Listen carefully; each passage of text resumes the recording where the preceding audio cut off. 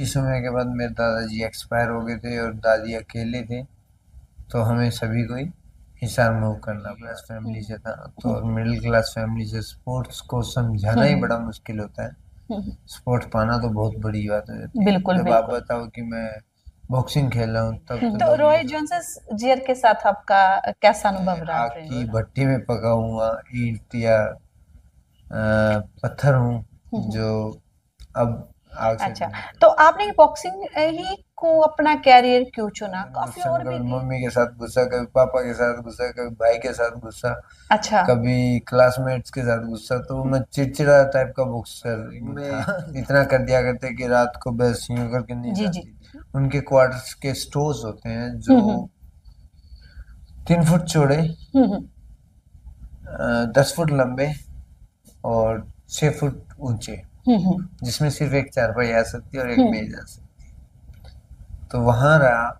और street light के साथ बुलाया तो मैंने बैकपैक किया। अगले दिन मैं आपकी ट्रेनिंग क्या और डाइट का शेड्यूल क्या रहता है? आपकी लाइफ के प्रेरणा स्रोत कौन है? किससे प्रेरणा मिली है आपको?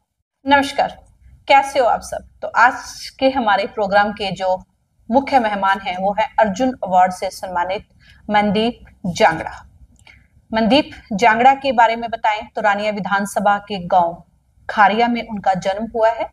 और अब समय ज्यादा नहीं लेते हैं, मनदीप के साथ कुछ खट्टी मीठी बातें करते हैं और उनका जो अब तक की लाइफ का जो अनुभव है वो अपने दर्शकों के साथ साझा करते हैं। हाँ जी मनदीप जी, कैसे हो आप? नमस्कार ma'am, thank you so much for inviting me on your broadcast and I am fine, thank you so much. हाँ जी, आप बताएं, आप कैसे हैं? बहुत अच्छा जी, बहुत बढ़िया चल रहा है। और मनदीप कैसा रहा सफर? आपने तो वर्ल्ड घूम लिया, सफर कैसा है लाइफ का? लाइफ का सफ़र तो जारी रहता है, पर कई बार उतार कई बार चढ़ाव चलते रहते हैं, बस यही एक थोड़ा डिफरेंस होता है। जी जी। और जब आप किसी चीज़ की तैयारी कर रहे हो और वो मकसद आपको दिखता है, तो उस मकसद के पीछे आप जिस तहे दिल से जुट जाते हो, तो वो ज़रूर मुमकिन है कि आप पास खोगे। तो मेरा यही था कि मुझे अपनी दृढ़ शक्ति दिखानी पड़ेगी और अचीव करने के लिए, और मुझे अपना बेस्ट देना पड़ेगा। सो सब के लिए मैंने वो किया जो मैं कर सकता था। जी जी। एंड लाइक मेरा सबसे बड़ा कंपटीशन जो था वो मेरे वेट के साथ था, क्योंकि मैं यहाँ 78 kg का गया था यूएस, और मैं वहाँ जाके खेला हूँ 59 kg में। तो आप अंदाज़ा देख सकते हो, 19 किलो का डिफरेंस, जबकि मैं इतना कोई मोटा नहीं था, ना इतना अनफिट था। मैं 75 kg में भी इंटरनेशनली मेडलिस्ट हूँ और काफ़ी मेडल्स हैं और काफ़ी अच्छी अच्छी फाइट्स हैं। वर्ल्ड लेवल पे भी फाइट विन है 75 kg में। तो आप ये कह सकते हो कि ये नामुमकिन चीज़ थी मेरे लिए। जी जी जी। तो मनदीप सबसे पहले तो अपने जन्म स्थान और माता पिता के बारे में बताएं। मैम, मैं खरे गाँव में पैदा हुआ था जी। और उसके बाद मैं अपने दादाजी के साथ रहा करता। पिताजी काम के कारण हिसार मूव हो गए थे, पर कुछ ही समय के बाद मेरे दादाजी एक्सपायर हो गए थे और दादी अकेले थे, तो हमें सभी को ही हिसार मूव करना पड़ा। और एक मजबूरी लगा लीजिए या एक एक समय की चाल मान लीजिए। तो उस मूवमेंट में मैंने वहाँ स्टडी की। मैं 7th क्लास में मैंने एग्ज़ाम के टाइम बॉक्सिंग स्टार्ट की, और फिर उसके बाद अभी तक कंटिन्यू है बॉक्सिंग। एंड 2004 के नवंबर में मैंने स्टार्ट की थी, और आज 2024 का नवंबर भी क्रॉस हो गया, तो 20 साल कंप्लीट हो चुके हैं बॉक्सिंग। जी जी। तो बचपन कैसा बीता आपका? बचपन के कुछ खास पल? बचपन काफ़ी अलग करने का था, जैसा कि आपने बताया कि आपको कुछ अलग करने का कीड़ा है। जी जी। सेम मुझे भी ऐसे ही कुछ अलग करने का कीड़ा था, और ये था कि कुछ करूं तो ऐसा करूं जो और कोई ना कर सके। जी जी। और ये छोटी सी बच्चे की जिद थी, वो जिद के पीछे कामयाबी थी। तो मुझे नहीं मालूम तो मैं आज इस लेवल पे परफॉर्म कर पाऊंगा और आज आपके सामने बैठ के इंटरव्यू दे पाऊंगा।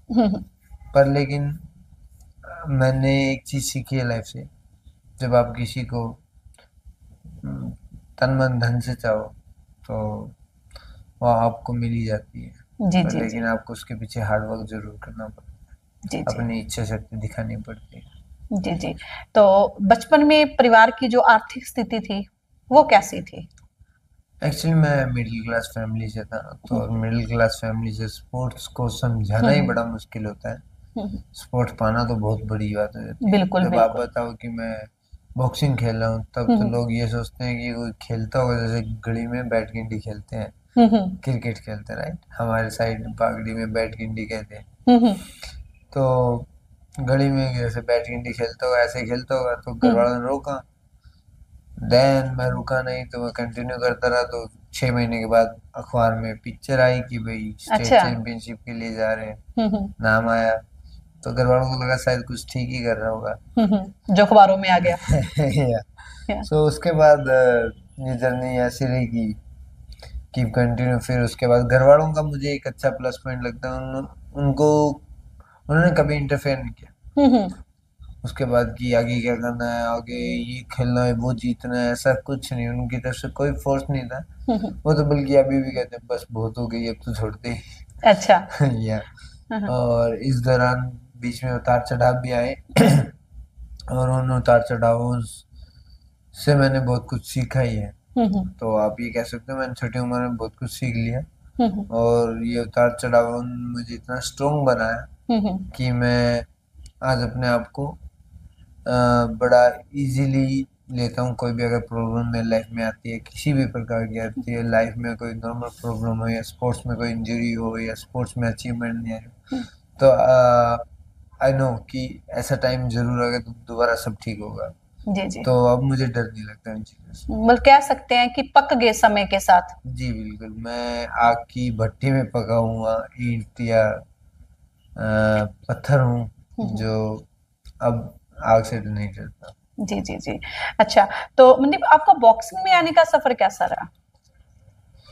बॉक्सिंग में आने का सफर, जब मैं बॉक्सिंग में आया तो मैं पहली स्टेट चैंपियनशिप में, हरियाणा में क्या होता है, गोल्ड आते हैं 10, और जो जी। 10 सिल्वर आते हैं जो हार जाते हैं फाइनल में, उनमें से एक अच्छा खेल के आता है पूरे हम्म हरियाणा में, तो उसको एक बेस्ट लूजर का अवार्ड दिया जाता है, या बेस्ट प्रमोशन बॉक्सर कह दीजिए। हम्म वो मुझे मिला। हम्म तब मुझे ये हुआ कि शायद मैं आगे भी अच्छा कर सकता हूँ, और कीप कंटिन्यू करना पड़ेगा अगर कुछ और अच्छा करना है।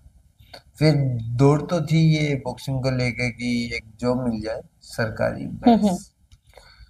पर कहते हैं ना, इच्छाएं कभी पूर्ण होती नहीं पूर्ण है। नहीं होती। और आपकी रोज रोज कोई इच्छा बनती रही, पर हाँ उसके पीछे नीयत अच्छी हो, हम्म। ये मैटर करती है। जी जी। तो मेरे पीछे नीयत अच्छी थी और मेरी इच्छाएं चलती रही, तो मैं उनके पीछे मेहनत करता रहा। उसके बाद इंटरनेशनल भी परफॉर्म किया। उसके बाद गेम्स जैसे Commonwealth games, Asian games, Asian south Asian games वगैरह में मेडल लेके और अपने आप को और देश को हम्म ऊपर उठाया। तो मैं अपने आप को लकी समझता हूँ, मैं अपने देश का झंडा लहरा पाया कहीं। हम्म और दूसरा कि इतना बड़ी संख्या वाला देश है, और हम्म यहाँ आप अगर नंबर 1 बनते हो इंडिया में, तो बहुत बड़ी बात है। और बहुत बड़ी बात बात नहीं, बहुत बड़ी किस्मत है। हम्म और मैं मेरा शुक्रिया अदा करता हूँ मेरी किस्मत का, जो मुझे ये प्लेटफॉर्म दिए। हम्म। अच्छा, तो आपने बॉक्सिंग ही को अपना कैरियर क्यों चुना? काफी और भी गेम्स है, बॉक्सिंग से इतना लगाव क्यों था? बचपन में मेरे में गुस्सा था। अच्छा, गुस्सा जुनून और बन गया। वो गुस्सा बाहर निकलने लग गया, तो मुझे लगा ये ठीक है, ये गुस्सा यहाँ तो निकल रहा हम्म। है। और नहीं तो 7 दिन गुस्से में, कभी मम्मी के साथ गुस्सा, कभी पापा के साथ गुस्सा, कभी भाई के साथ गुस्सा, अच्छा। कभी क्लासमेट्स के साथ गुस्सा। तो मैं चिड़चिड़ा टाइप का बॉक्सर था। अच्छा। एंड जब मैं वहां गया तो पता लगा कि ये एक मार दिया तो मैं दो मारूंगा। हम्म तो वो गुस्सा मेरा डाइवर्ट हो गया स्पोर्ट्स में। हाँ ठीक है, यहाँ कम से कम भड़ास निकल जाती है, हम्म अपना बेस्ट भी होता है, तो लोग एंजॉय भी करते हैं, साथ में जाके प्रेज भी करते हैं, शाबाश तू अच्छा लड़ा। हम्म तो एक नियम में रह के लड़ाई थी वो, हम्म। और जिसमें आपका गुस्सा भी जायज होगा। अच्छा, तो मुझे खेल लगा खेल में ये किसी को लपेटे में तो नहीं लिया? किसी और का गुस्सा खेल में निकला हो। जी हुआ है, काफी बार हुआ, पर लेकिन खेल में ही, मैंने कभी रिंग के बाहर फाइट्स नहीं की। अच्छा। बट हाँ, रिंग में इतना कर दिया करते कि रात को बस यूं करके नींद आती थी हम्म ऐसे। तो फिर ना तो कोई गुस्सा रहा ना हम्म, कुछ। तो, जी जी। तो अपने लाइफ पार्टनर के बारे में भी बताएं। मैम सॉरी, मैं सोशल मीडिया पर अपनी पर्सनल लाइफ और फैमिली के बारे में नहीं डिस्कस करता, सॉरी फॉर दैट। जी। जी। तो जैसे आपने बताया कि आपको बचपन में काफी गुस्सा आता था, तो उसका इफेक्ट अब घर पे भी है, अब भी है, या वो खेल में आने के बाद निकल गया? नहीं, खेल में आने के बाद जब बॉक्सिंग में जब ग्राउंड में निकलता है, सांस भी निकलती है, और तब उसके बाद कहाँ गुस्सा रह जाएगा। गुस्सा गुस्सा तो बहुत पहले निकल जाता है मुक्के जी लगने के बाद। जी जी।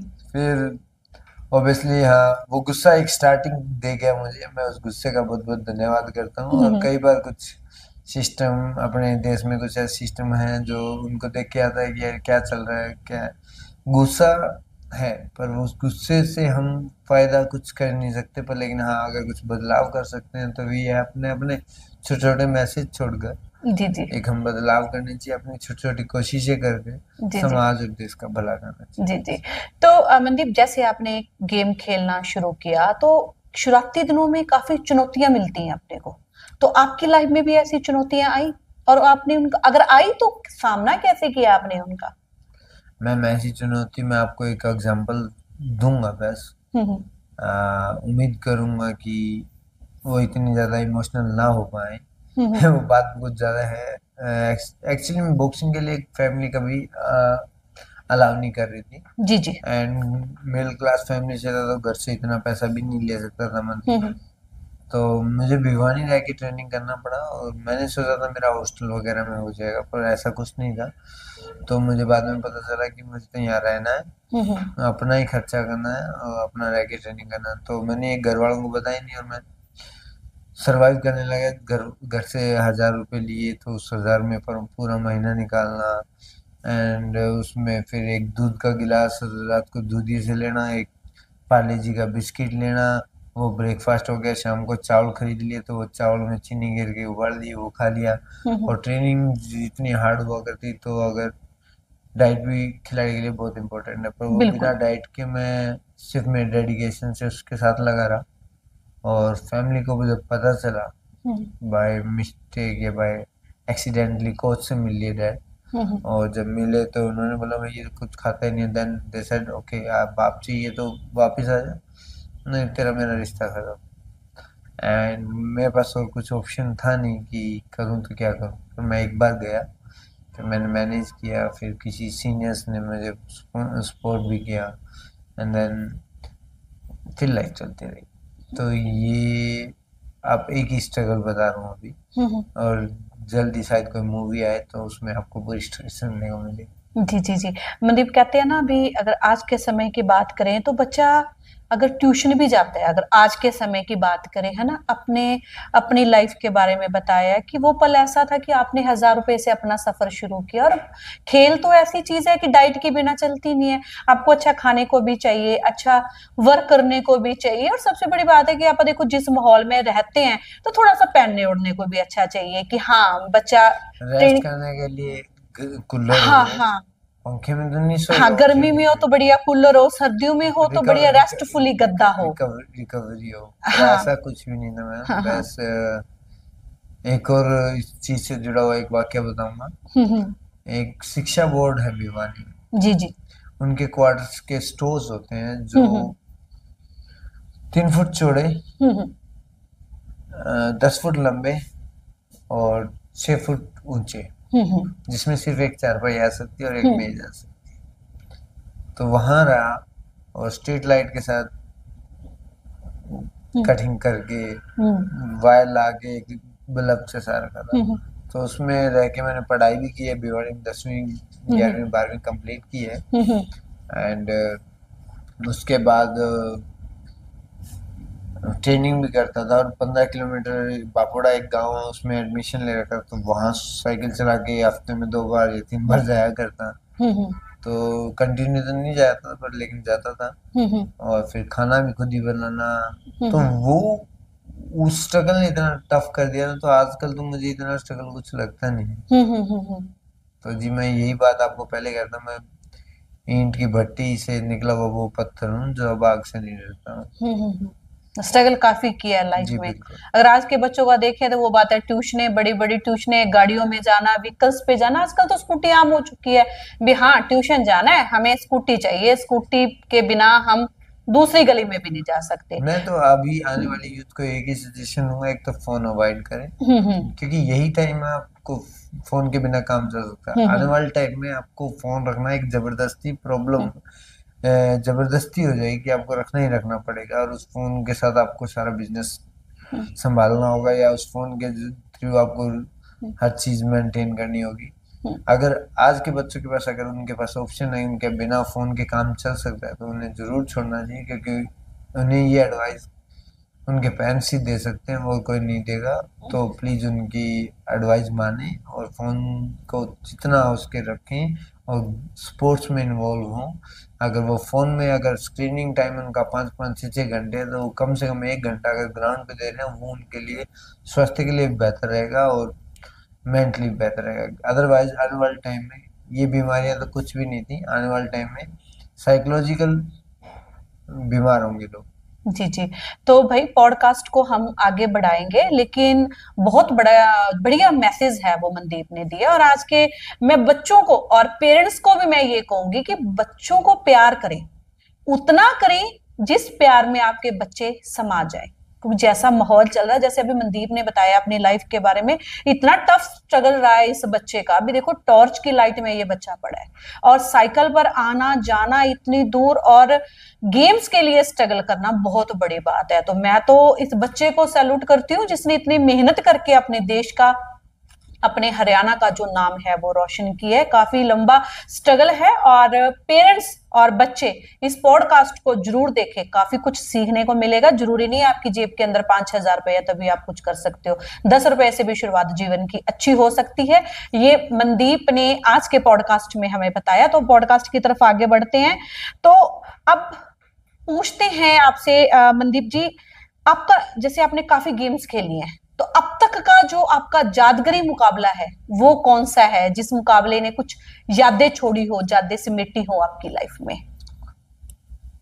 अगर आप एक ही फाइट की बात कर रहे हैं, तो हर फाइट की अलग याद रहती है। जी जी। हाँ, हर जीत का एक अलग ही मकसद होता है, हर जीत के पीछे एक अलग ही अनुभव होता है।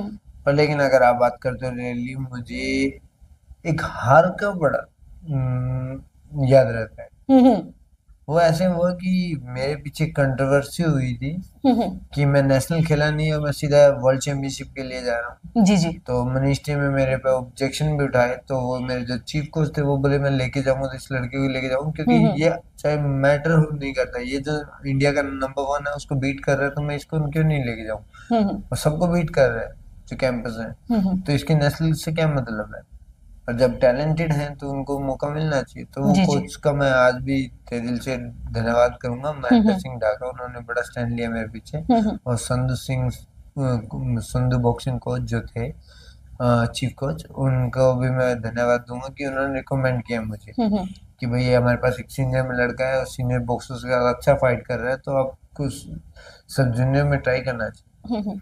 तब मुझे वो चांस मिला, और मैं जैसे ही गया ना, तो मेरे पीछे ओबियसली फोर्स थी मुझे रोकने के लिए कि क्यों लेके जा रहे हो, हारेगा हारेगा। और एक्सीडेंटली मेरी पहली फाइट ही एक अच्छे बॉक्सर से पड़ी, जो बाद में जाने वाले टाइम उस वर्ल्ड चैंपियनशिप में वो सिल्वर मेडलिस्ट था, और उसके बाद वो यूथ ओलंपिक गेम्स में भी गोल्ड मेडलिस्ट था, उसके बाद ओलंपिक में भी वो ब्रॉन्ज मेडलिस्ट रहा है। तो बहुत अच्छा लड़का था। और मेरी फाइट चली, पहले round 0-0, second round 1-0, third round मैंने वापस कवर कर लिया 1-1, और आखिरी 5 सेकंड में एक पंच लगा और वो बाउट का डिसीजन खिलाफ में चला गया।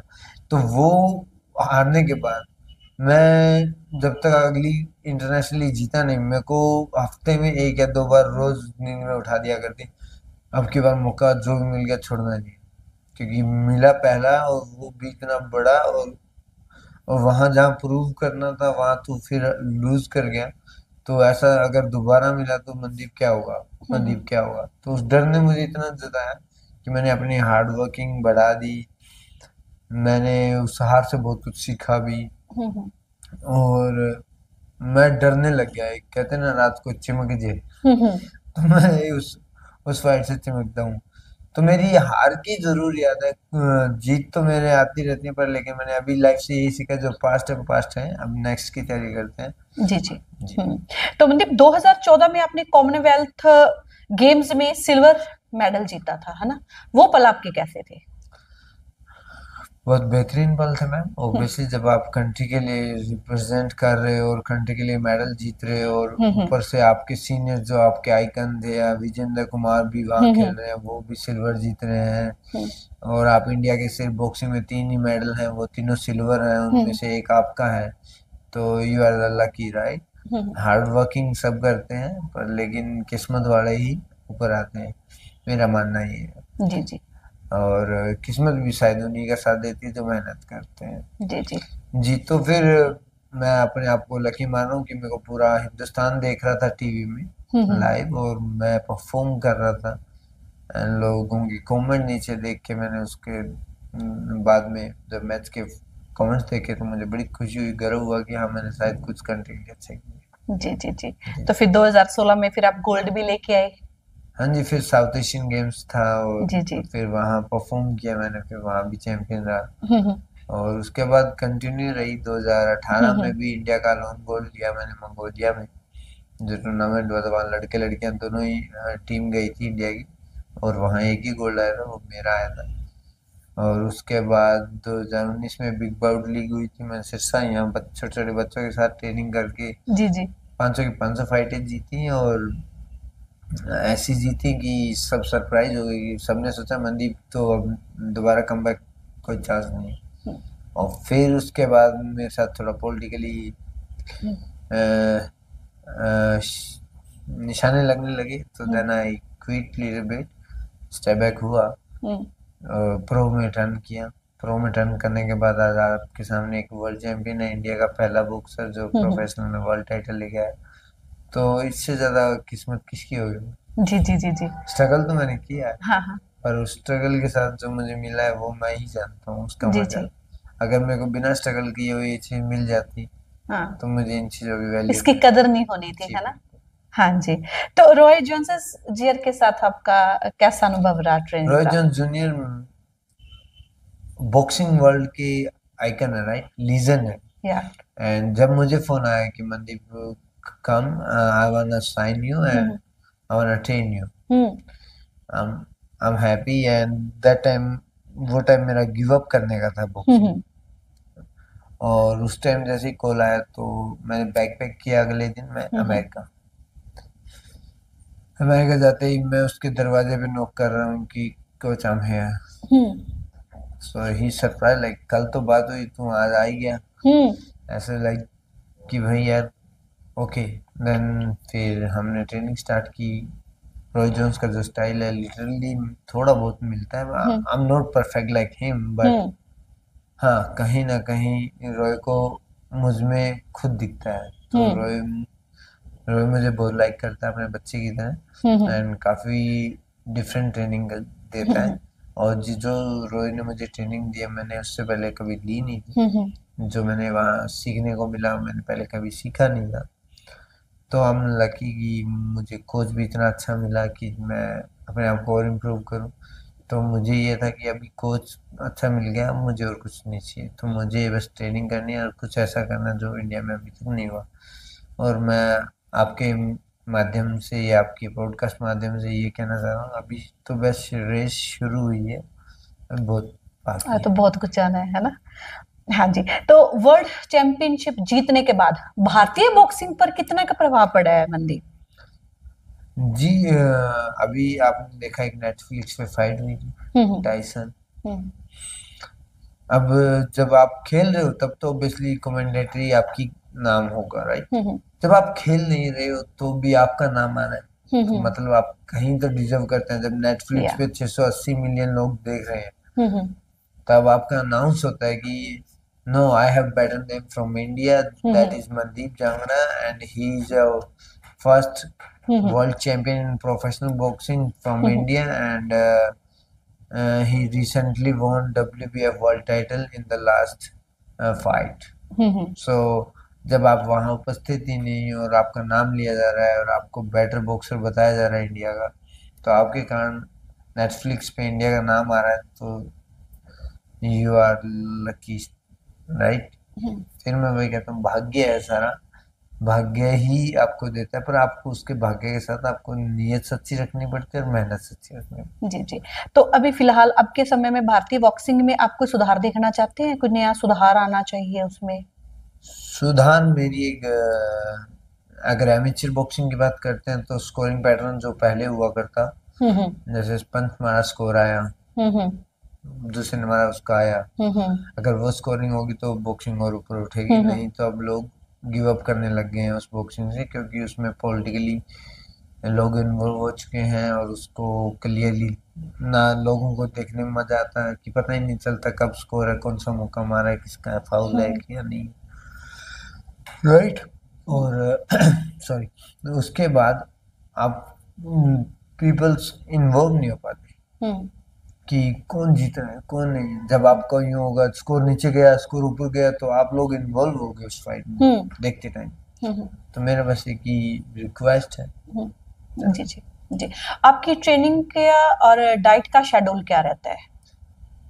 मैं वेट मेंटेन कर रहा हूँ तो अलग अलग डाइट है मेरी। जैसे मैं वेट मेंटेन कर रहा हूँ तो मैं सिर्फ सुबह बॉयल एग खा लिए, वाटर इनटेक ज़्यादा करता हूँ, प्रोटीन ले लिया, क्योंकि मैं प्रोटीन में बिलीव नहीं करता, बट लेकिन अगर मैं कुछ नहीं खाता तो स्टिल मुझे अंडे हो गए, उसके साथ दलिया हो गया और थोड़ा बहुत प्रोटीन हो गया, मल्टीविटामिन हो गए, इनके साथ मेरा दिन पूरा निकलता है।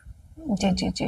तो अभी जैसे प्रोटीन की बात आई है तो मनदीप, आजकल के अगर बच्चों की बात करें, आज के स्टूडेंट्स की भी बात करें जो गेम में आ रहे हैं, तो आजकल के टाइम में ना एक हवा रह गया कि यार वो जिम जा रहे हैं, ये वाला प्रोटीन पाउडर चाहिए, ये वाला डिब्बा सही है, मतलब इतनी तरह के प्रोटीन्स आ चुके हैं ना कि बच्चों ने अपने आप को उनके बीच में ऐसे समेट लिया कि दूध में डाल के ये पीना है, पानी में डाल के ये लेना, हमने ये लेना है। नेचुरली जो डाइट है, ड्राई फ्रूट्स हो गए, एग हो गया, बॉइल्स किए राइस हो गए, इनसे भाग रहे हैं। उनको क्या मैसेज देना चाहते हो? क्या डिब्बों पे लाइफ संभव है? मैं कहूंगा कि आप नेचुरली प्रोटीन की तरफ जाए, वो ज्यादा बेहतर रहेगा, दालें रही। अगर दूसरी बात करते हैं नेचुरली प्रोटीन की, आज इंडिया में ऑर्गेनिक स्टफ रहा ही नहीं है, बिल्कुल, वो भी गलती नहीं है। आजकल खानों से इतना प्रोटीन या कैल्शियम या विटामिन कंप्लीट नहीं हो पाते, क्योंकि आपको मालूम है कहीं स्प्रे छिड़की जाती, कभी कुछ किया जाता है, कभी कुछ फसलों के साथ। फसलों को उगाने के लिए बिजनेस के रूप में एक काम देखने लग गए, ठीक है। तो ये कई बार फसल उनकी गलती भी नहीं है, फसल उगती नहीं है, राइट। ऑर्गेनिक बहुत रेयर होती है। अगर आप ऑर्गेनिक गेहूं की बात करते हो, आज के दिन इंडिया में कितने मिलेगी? बड़ी रेयरली मिलेगी। रेयरली मिलेगी तो वो उसके रेट भी हाई होंगे, बिल्कुल। तो मैम ऑर्गेनिक स्टफ रहा नहीं, इस कारण लोग जा रहे हैं। पर लेकिन मैं बच्चों से जो स्पोर्ट्स नहीं कर रहे हैं और जो प्रोफेशनली ज़्यादा इन्वॉल्व नहीं हुए, स्पोर्ट्स कर भी रहे हो और प्रोफेशनली ज़्यादा इन्वॉल्व नहीं हो, जिनकी बॉडी की रिकवरी यूँ लगता है कि नहीं हो रही है इस खाने से, वो ले सकता है। पर लेकिन अगर जहाँ तक होता है काम चलाएं, क्योंकि आज तक मैं चल रहा हूँ 20 साल के बाद भी, तो वो शायद मेरे नेचुरली फूड के कारण रहता है। जी जी जी। तो आपके गेम में परिवार का और दोस्तों का सहयोग कितना करा है मनदीप? मैम परिवार का काफ़ी रहा है। जब आप टूट जाते हो या आप परेशान होते हो तो बहुत कोई पीछे नहीं, आपकी फैमिली होती है। और आई होप कि सब जानते होंगे ये चीज़ कि कुछ भी गलत कर लो, कुछ भी गलत कर लो, फाइनली आपको एक या दो बंदे आपके पीछे जरूर पक्के मिलेंगे, वो माँ और बाप। तीसरा भाई भी नहीं मिलेगा, लेकिन भाई मिल जाते हैं वो भी कोई लकी हो तो। पर लेकिन आपके बेस्ट फ्रेंड वही है। आपके बुरे काम में भी वो आपके पीछे खड़े होंगे, चलो भाई इसने किया हम भुगतेंगे। तो माँ बाप का कभी साथ नहीं छोड़ना चाहिए, माँ बाप पे बिलीव करना चाहिए। फ्रेंड्स तो आते हैं और जाते हैं, चलता रहता है। आप जिस फील्ड में वहाँ आपके फ्रेंड रहेंगे, फिर आप दूसरी फील्ड में जाओगे, नए फ्रेंड बनेंगे, फिर नए फ्रेंड बनेंगे। तो मेन जो फ्रेंड है वो है आपके पेरेंट्स, और आप उनसे जुड़े रहिए, जिससे आपको कभी कोई विपदा आएगी तो वो आपके साथ खड़े रहेंगे और आपका साथ देंगे। जी जी। बॉक्सिंग ने मनदीप आपकी लाइफ को चेंज कर दिया, एक नया रूप दिया, एक नया स्टाइल दिया, नेम दिया, फ्रेम दिया, है ना। उसको भारत में बॉक्सिंग लोकप्रिय हो तो आपकी तरफ से ऐसा कौन सा कदम उठाना पसंद करेंगे जैसे बॉक्सिंग को लोग और ज्यादा लाइक करने लग जाएं, लोकप्रियता बन जाए? मैम, इस चीज में आपका क्वेश्चन पहले तो बहुत बहुत बहुत धन्यवाद करना चाहूंगा। ये क्वेश्चन बहुत अच्छा पूछा आपने, और ये क्वेश्चन सिर्फ एक क्वेश्चन नहीं है, ये सॉल्यूशन है, और मैं आज वो सभी को देना चाहूंगा। मेरी हरियाणा गवर्नमेंट से भी रिक्वेस्ट है, मेरी हर स्टेट की गवर्नमेंट से और नेशनल गवर्नमेंट से भी एक रिक्वेस्ट है कि जितना ज्यादा एडवर्टाइजमेंट करें, जितना ज्यादा प्रमोट करेंगे बॉक्सिंग को, जितना ज्यादा दिखाएंगे, तब लोगों को समझ आ पाएगी कि अच्छा बॉक्सिंग ये होती है, ये स्कोर होता है, ये फाउल होता है, अच्छा ये इसका स्टाइल ये है, इसका स्टाइल ये है। जब तक इन्वॉल्व नहीं करोगे तब तक कैसे वो गेम पॉपुलर होगा, कैसे वो अच्छा होगा। तो सबसे बड़ी जो हेल्प होगी वो प्रमोशन की होगी। अगर कोई भी फेडरेशन है तो उनको प्रमोट करना चाहिए हर सिटी में। एक डिस्ट्रिक्ट लेवल भी हो तो ऐसा लगे कोई बहुत बड़ा इवेंट हो, तब जाके लोग बॉक्सिंग को, अरे यार ये तो बहुत बढ़िया है। और मेरी स्टेट एसोसिएशन को या डिस्ट्रिक्ट एसोसिएशन उनको देनी चाहिए जो इन्वेस्ट कर सके, ठीक है, और जो अच्छा इवेंट करा सके। डिस्ट्रिक्ट होती है पता भी नहीं चलता लोगों को, डिस्ट्रिक्ट का छोटी बात है, अगर आज शिक्षा का कोई नंबर वन है ये भी तो बहुत बड़ी बात है। जी जी जी जी। तो ये खामियां हैं जिसके कारण बॉक्सिंग में लोग इंटरेस्टेड नहीं है, क्रिकेट में इंटरेस्टेड है। क्रिकेट का आप देख लीजिए, रणजी हो तो पूरा पूरा शहर बुक। रणजी एक नेशनल है, अगर हमारी बॉक्सिंग की नेशनल हो रही है उस सिटी में भी लोगों को नहीं पता है। Can you believe it? चलिए मान ली आपकी बात। अब स्टेट चैंपियनशिप भी हुई थी एक बार, खैरिया मैंने करवाई थी। हरियाणा का सबसे बड़ा इवेंट कौन सा होता है, खेल कौन सा है? बॉक्सिंग। हरियाणा में सबसे ज्यादा बॉक्सर निकलते हैं। अब वो हरियाणा में हो रहा है तो पूरे इंडिया की नजर होगी उस पर। जब पूरे इंडिया की नजर होगी तो हरियाणा की तो होनी थी। मेरे यहाँ मैंने खैरिया में करवाया था। क्या भीड़ थी, कुछ भीड़ नहीं। मैंने पूरा ट्राई किया प्रमोशन के लिए, हर मीडिया में दिया, हर न्यूज़पेपर में दिया। शायद यही ट्राई थी कि जितना हो उसके लोग देखें, आए और समझें कि बॉक्सिंग है क्या। मेरा यही था। फिर उसके बाद मुझे सपोर्ट मिला नहीं इतना, and then I quit like okay. But फिर भी मैं यहाँ, आपको मालूम है मैंने इवेंट यहाँ सिरसा में भी कराए, काफी इवेंट्स करवाए हैं, छोटे छोटे इवेंट कराए, बड़े रोमांचक इवेंट कराए जिससे लोग आए और देखें, एंजॉय भी करें। हाँ, नाइट तक चले हैं, नाइट तक बिल्कुल। चले। तो मेरा हमेशा ये है कि मेरे को बॉक्सिंग ने इतना दिया तो मैं बॉक्सिंग कुछ दे के जाऊँ, तभी मैं वो सब कर रहा हूँ। जी जी। तो अब जैसे नए बॉक्सर हैं वो पैदा हो रहे हैं, उनको क्या मैसेज देना चाहोगे, क्या राय देना चाहोगे भी वो अच्छा बॉक्सर बनने के लिए क्या करें? अच्छा बॉक्सर बनने के लिए पहले तो अपना फोकस एक रखें। अगर आपको बॉक्सर बनना है तो आप बस, आपको वही आगे पीछे दिखना चाहिए और कुछ नहीं दिखना चाहिए। जैसे कि कहते हैं ना, अर्जुन को सिर्फ मछली की आंख ही दिखी थी, तो बिल्कुल सही है, ऐसा ही दिखेगा तभी वो मछली का शिकार हो पाएगा, नहीं तो मछली तो क्या, मछली जहाँ लटकी हुई है उसके भी निशाना नहीं लगेगा। जी जी। एक बॉक्सर के तौर पर आपको कोई कुर्बानी देनी पड़ी है कुछ पाने के लिए? कहते हैं ना, कुछ पाने के लिए कुछ खोना तो पड़ता है। बहुत कुछ खोना पड़ता है, एंड शायद मैंने खोया भी है। अच्छे रिलेशंस थे, अच्छे फ्रेंड्स थे, अच्छी रिलेटिव्स थे, जो फैमिली मेंबर्स थे, तो ये चलता रहता है। पर लेकिन ये मैं खो के शायद काबिल हूँ, पर अगर मैं बॉक्सिंग खो दूंगा तो मैं बिल्कुल खो जाऊंगा।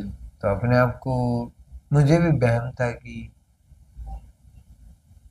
रिश्तेदारियां या अपने लोग जरूरी है, बॉक्सिंग बहुत हो गई, छोड़ते हैं, अब फैमिली एंजॉय करेंगे। जब जैसे थोड़ा सा पीछे हटा बॉक्सिंग से, तब एहसास हुआ कि नहीं यार, जो वैल्यू है तेरी बॉक्सिंग से ये है, बॉक्सिंग में तो और अच्छा करेगा तो और भी रिश्तेदार बनेंगे, दूर के भी नजदीक आ जाएंगे। और अब जब बॉक्सिंग छोड़ने लगा है तो नजदीक के भी दूर हो गए। सो देन आई डिसाइडेड कि let's go back, then I tried and I am back. आपकी लाइफ के प्रेरणा स्रोत कौन है, किससे प्रेरणा मिली है आपको? प्रेरणा स्रोत मैं आपको एक एथिक्स के रूप में बताऊं तो मेरे को गुरदास मान और नाना पाटेकर बहुत अच्छे लगते हैं, क्योंकि उन दोनों के पास इतना नेम और फेम है, पर वो आज भी गुरदास मान जी को आप लगा लो, उनके पास नेम आज भी था, आज भी है, तो कल भी था और पहले भी था। जी जी। पर उन्होंने कभी वैक्स नहीं लगाई बालों में, कभी उन्होंने फटी जींसें नहीं पहनी, कभी उन्होंने गंदे गाने नहीं गाए, क्या वो आज स्टार नहीं है? हाँ। तो ऐसे लोगों को सीखना चाहिए। इतनी सब परफॉर्मेंस होने बाद भी वो सेम पेस से चला वो बंदा, तो मुझे वो बहुत कुछ सिखाता है। एक किरदार नाना पाटेकर, जिन्होंने, आपने कभी भी किसी बॉलीवुड एक्टर को और किसी को पजामे कुर्ते में देखा है? वो ऐसे जाते हैं इंटरव्यू में पजामा कुर्ता पहन के, नहीं तो उनके ये होता है कि मेरी पर्सनैलिटी खराब होगी, मुझे काम नहीं मिलेगा। और वो बंदा सोशल काम कर रहा है एंड आई लव दैट कि कभी होश का टाइम मिला तो मैं उनसे मिलूंगा। गुरदास मान जी से तो मैं मिला था एक बार, चलते चलते ही भेंट हुई थी, पर लेकिन इतना प्रॉपरली मैं मिल भी नहीं पाया। और उन्होंने मुझे बोला कि हाथ मिलाया, मुझसे गले लगाया एंड बस टाइम भीड़ बहुत ज्यादा थी तो क्विट हो गया। लाइक 2 मिनट या 1 मिनट का टाइम था। उम्मीद करता हूँ नेक्स्ट टाइम लंबा मिलूं उनसे। पर लेकिन मैंने इन दोनों से एक ही चीज सीखी, कितना ही कुछ अचीव कर लो आप हो क्या है ये ध्यान रखो, और आपको पाना क्या है वो ध्यान रखो। ऊपर जाके मुझे ये थोड़ी कहना पड़ेगा कि मैं तो अर्जुन अवार्डी था, भगवान मैं तो वर्ल्ड चैंपियन था, मैं तो हिस्ट्री क्रिएट कर, वो ये पूछे तूने अच्छा काम किया क्या, सोशली क्या किया तूने, दूसरों के लिए क्या किया, कितनी मदद की। तो बस ये लोग मुझे थोड़ा अट्रैक्ट करते हैं कि हाँ यार बनूं तो इन जैसा। तो अर्जुन अवार्ड जीतने का सफर कैसा रहा, कैसे मतलब वो पल कैसे थे? जैसे होते ना, जब अपन स्टार्ट करते हैं तो काफी लोग दूर चले जाते हैं, नहीं छोड़े यार इसके पास तो ये काम है, लेकिन जब अपन उस कामयाबी को हासिल कर लेते हैं तो काफी ऐसे टूटे हुए रिश्ते होते हैं जिनको पता चलता है नहीं यार हमारा बच्चा ये काम कर गया, एक कॉल तो बनता है, मिलके आते हैं, नहीं यार उसके पापा हमारे रिलेटिव हैं। तो वो आपके पल कैसे थे जब पता चला भी अर्जुन अवार्ड बहुत बड़ा अवार्ड है? जी मैम, ये मुझे 2015 में मिल गया ना, और छोटी उम्र में कहते हैं ना, छोटी उम्र में मिल गया।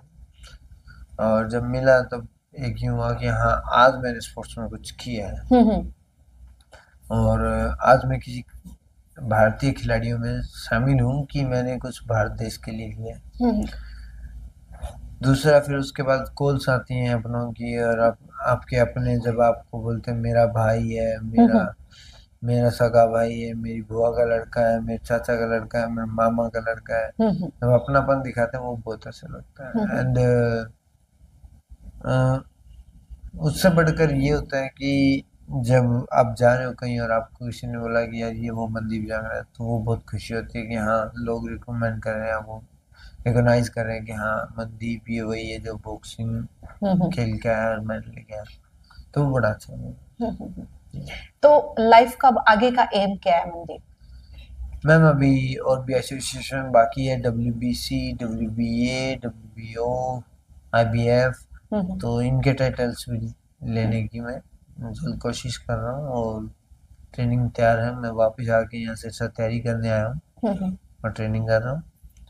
सो जितना जल्दी हो सके मैं वापस जाना चाहूँ, जाके अपनी तैयारियाँ करूँगा, और नेक्स्ट फाइट अनाउंसमेंट जब भी होगी सोशल मीडिया पे डाल दूँ, तो आप लोगों को पता चल जाए कि हाँ मनदीप की फाइट आने वाली है और हम देखेंगे। जी जी। तो आज के एक मतलब सवाल कह सकते हैं या ये कह सकते हैं कि जरूरत है, खेलों के ऊपर राजनीति बहुत हावी हो गई है, खेलों के ऊपर बढ़ती हुई राजनीति को लेकर आपका पर्सनली क्या टच है कि होना चाहिए? पॉलिटिकली इन्वॉल्वमेंट जितना जो भी हुआ है आज के दिन स्पोर्ट्स में, आप ये देख सकते हो कि जिस खेल में राजनीति घुसी है उसका नुकसान नहीं हुआ है। आज हम रेसलिंग की बात कर लेते हैं। पॉलिटिकली इन्वॉल्व है, मैं किसी पक्ष का पक्ष नहीं ले रहा हूँ, ठीक है, कि वो सही था या वो गलत था, मैं उन चीज़ों पर बात ही नहीं कर रहा हूँ। मैं बात कर रहा हूँ कि जहाँ प्रॉब्लम्स क्रिएट होना शुरू हो गई वहाँ स्पोर्ट्स को नीचे जाने लग गया। नहीं तो कुश्ती में कितने मेडल आया करते, बहुत मेडल आया करते, अब की बार कम आया, मैटर करते हैं। और बॉक्सिंग में अब की बार कोई मेडल नहीं आया, और ऐसे ही राजनीति का मैं ये चाहता हूँ कि राजनीतिक क्षेत्र में रहे तो बढ़िया रहे, स्पोर्ट्स में घुसेगी तो वो नुकसान करेगी स्पोर्ट्स का, वो बेटर नहीं है स्पोर्ट्स के लिए। आई थिंक वहाँ से फ्री होना चाहिए, जो डिजर्व करता है वो जाना चाहिए, जो नंबर 1 है नंबर 1, जो नंबर 2 है नंबर 2, दैट्स इट। और मेरी सरकार से एक रिक्वेस्ट रहेगी, पूरे इंडिया में नंबर 1 बनना बहुत बड़ी बात है, मिलती है उनको जो, पर मैं गवर्नमेंट से रिक्वेस्ट करूँगी नंबर 2 वाला भी तो बहुत बड़ी बात है इंडिया में, पूरे इंडिया में नंबर 2 बनना, और नंबर 3 नंबर 4 प्लीज जॉब उनके लिए भी कुछ हो, क्योंकि पहले वाले के लिए फर्स्ट प्रायोरिटी है, उसके बाद दूसरे वाले तो ढूंढते नौकरी, या तो दूसरे वाले के लिए भी हो कि भाई हाँ ये जॉब है, तीसरे के लिए भी ये जॉब। जी। जब ऐसा होने लगेगा देश का स्पोर्ट्स ऊपर उठ जाएगा। जी। तो अभी खेल से थोड़ा सा हटके कुछ क्वेश्चन है। मनदीप के शौक क्या क्या है? मनदीप के शौक है मूवी देखना, और जब फैमिली या फ्रेंड्स में बैठा हूँ एक्टिंग करना। That's it. गाड़ी कौन सी पसंद है? गाड़ी का बड़ा शौक रहा है मुझे, लैंड रोवर भी रखी है मैंने, और अभी यूएस में मेरे पास BMW भी है, और आगे आने वाले टाइम में जैसे कि मेरी फेवरेट कार रेंज रोवर भी रही है, तो वो लेने की कोशिश है। सो गाड़ियाँ है पसंद मुझे, इसमें कोई डाउट नहीं है। खाने में क्या पसंद है? खाने में पहले मीठा बहुत पसंद था, पर लेकिन अभी अवॉइड करना पड़ता है, तो अभी खाने में मेरा जो फेवरेट है एक अंडा भुजी, और क्योंकि मैं नॉनवेज छोड़ चुका हूँ 2 साल से। अच्छा। तो बाकी तो मेरा यही रहता है कि कई बार टाको बेल। वैसे जी। तो माँ के हाथ के खाने को कितना मिस करते हैं जब बाहर होते हैं? माँ के खाने की तो ऑब्वियसली कोई टक्कर है ही नहीं, और इसीलिए मैं लास्ट में वर्ल्ड टाइटल में मैंने मम्मी को लेके गया अमेरिका, और उन्होंने खिलाया, तो फिर इसलिए मेरा वेट गेन हो गया। और मैंने बड़ा एंजॉय किया, जैसे पानी के हाथ की रोटी होती है, वो बड़ी अच्छी लगती है मुझे आलू की सब्जी के साथ। और एक मुझे एक हिसार में है कैंप चौक पे सैनी हलवाई, उनका गाजर पाक बहुत टेस्टी लगता है। तो वैसी है मेरी फेवरेट डिशेज है। जी। तो अर्जुन, जब बच्चा जीतता है, कामयाब होता है ना, तो जब आप कामयाब होकर अपने मम्मी पापा से मिले तो वो पल कैसे थे? एक वो 1000 रुपए वाला सफर और एक ये कामयाबी का सफर, कैसा था ये खुशी सफर? तो होती है, पर लेकिन कहीं ना कहीं शर्म भी होती है, तो हम माँ बाप ये कोशिश करते हैं कि वो ऐसे प्रिटेंड होकर मेरे बेटे ने बहुत बड़ा काम कर दिया, तो कई बार तो बेटा शाबाश, बस हाँ यही खत्म हो जाए। फिर कई बार तो पापा यही खत्म कर देते, कई बार मम्मी ठीक है बेटा बहुत बढ़िया कर दियो, बहुत ठीक करे हो, बहुत अच्छा लग गया है सारा, ठीक है। मैं ज्यादा बड़ाई का भूखा हूँ नहीं, और वो मेरे को जितनी गालियां देते हैं उतना अच्छा लगता है मुझे, कि जब वो गालियां देते हैं और मैं फिर वो दोबारा जानबूझ के हरकत करता हूँ कि वो गालियां पड़ती नहीं, तो एक अपनापन सा लगता है। क्योंकि माँ बाप की जो गालियां कहते हैं ना, आदत ही उसकी पड़ गई ना। हाँ, और पंजाबी में कहते हैं ना, मादियां गाला क्यों दिया नाल। हाँ हाँ। तो आदत ही उस चीज की बढ़िया, शुरू तो गालियां ही खाई थी, अब कुछ अचीव कर लिया तो फिर वो शाबाशी उनका मुझे जस्ती नहीं है कि हाँ भाई ये मेरे ही माँ बाप है या किसी और के हैं। तो तो बिल्कुल। ऐसा कि जब तक ये गाली ना दी, हाँ अब ठीक है, हाँ मेरी है। मेरे ही है। और मैं वही मनदीप हूँ। और क्योंकि आप कुछ भी बन जाओ, माँ बाप के लिए वही रहोगे। जी जी जी। तो मनदीप, अगर देखो आज के हालातों की बात करें तो बच्चे कुछ तो वेस्टर्न कलर कल्चर से प्रभावित हो रहे हैं, और कुछ अगर नशे की बात करें तो एक मीठा जहर है ना। उन बच्चों को क्या मैसेज देना चाहते हो जिनका भी ये लाइफ कैरियर का सवाल है और वो इस जहर में फंस चुके हैं? मैं ये 4-5 जगह बोल चुका हूँ, मैं आपके पॉडकास्ट से भी बोलूंगा हम्म। यूथ को, प्लीज, ये सिंगर्स उनका बिजनेस है वो गाने निकालना कि यार ने रिवॉल्वर चक ली, यार ने 2 कत्ल कर हाँ दिए, ये यार चीज है। जेल में खटोला है, जेल में हम्म। बाहर है। प्लीज आप ये चीज देख लीजिए पंजाब का क्या हाल है उन गानों के कारण। आज पंजाब की यूथ नशे में थी, कहाँ पंजाब की यूथ स्पोर्ट्स में नंबर 1 हुआ करती है, आज यही खतरा हरियाणा में मंडरा रहा है। और आज के मंदी, बीच आज में काटूंगी, अभी ना गाने का बड़ा क्रेज चल रहा है, जट पैदा होया। हाँ कहते ना वो क्या आगे की उसकी वर्डिंग है, कहते मतलब हाँ। दिखाना है अपने आप को, प्रमोट करना है कि हम पता तो नहीं कितने क्षाई हैं। जी बिल्कुल, मैं सभी यूथ से ये बोल देता हूँ भाई वो उनका बिजनेस है, उनकी बातों पे मत जाए। अगर इतना तो आपको भी समझ आता है कि हम्म। वहाँ वो गाना है सिर्फ, हम्म। उस गाने की हवा में आपने गाड़ी में आवाज कर दी तो हाँ ठीक है, पैक का गाना तो पैक लगा लें थोड़ा और जचेंगे, या सिगरेट लगा लें तो और थोड़ा और जचेंगे, थोड़ा अफीम ले लें कुर्ते पजामे के साथ तो अच्छा लगे। ऐसा कुछ भी नहीं है दोस्त, रियलिटी आपको मालूम है। और सबसे पहले आप अपने पेरेंट्स की सोचिए, हम्म। उस गाने की वजह से वो आपके पेरेंट्स अपना बच्चा खो देंगे। तो हम्म। मेरी आप सभी से रिक्वेस्ट है कि रियलिटी की तरफ जाएं।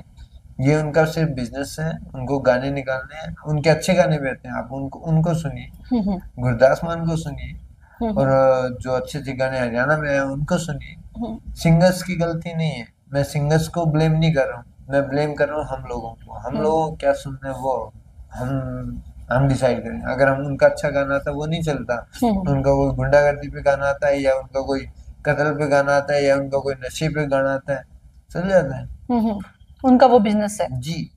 जी और जी। मैं सभी उससे रिस्पेक्टली और हाथ जोड़ के रिक्वेस्ट कर रहा हूँ कि भाई प्लीज रियलिटी पे जाइए, रियलिटी देखिए, ये गाने रियलिटी नहीं है जो ये कहते हैं ना। मैंने यूं कभी देखा आपने सड़क पे गली में गिरा हुआ, या आपने किसी भी सिंगर को गोली मारते हुए किसी के देखा है, थप्पड़ भी मारते हुए देखा है? तो फिर आप उनको क्यों फॉलो कर रहे हो? आप देखिए, आप सोचिए समझिए, वो सिर्फ एक गाना है, मनोरंजन का एक हिस्सा है, और उसको वहीं तक ही सीमित रखें। That's it. जी थैंक जी। तो मनदीप, हमारे चैनल के साथ बातचीट कर कर आपका अनुभव कैसा है, प्लीज ये भी बताएं हमें। You ma'am. I am glad कि आप इम्प्रूव कर रहे हैं। मैं नहीं अकेला, मेरी अचीवमेंट नहीं बढ़ रही, आपकी भी इम्प्रूवमेंट बढ़ रही है। आप पहले यूट्यूबर थे और आप भी पॉडकास्ट क्रिएटर बन चुके हैं, तो बहुत अच्छा लगा। एंड उम्मीद करता हूँ शीर्षा की हर एक कोने की आवाज़ आपके पास हो, और आपके माध्यम से शीर्षा कुछ अच्छा होना चाहिए, आपकी न्यूज़ लोगों तक पहुंचनी चाहिए जहां आप पहुंचाना चाह रहे हैं, और अच्छी अच्छी न्यूज़ पहुंचाएं। मैं आप सभी से यही रिक्वेस्ट करूंगा कि शिक्षा का ध्यान रखें। जी, तो भाई ये थे हमारे साथ अर्जुन अवार्ड से सम्मानित मनदीप चांगड़ा जी। बहुत अच्छा मैसेज दिया लास्ट में उन्होंने, जो मैसेज दिया ना कि गानों के अभाव के साथ अपनी जिंदगी को मत बहा कर लेके जाए।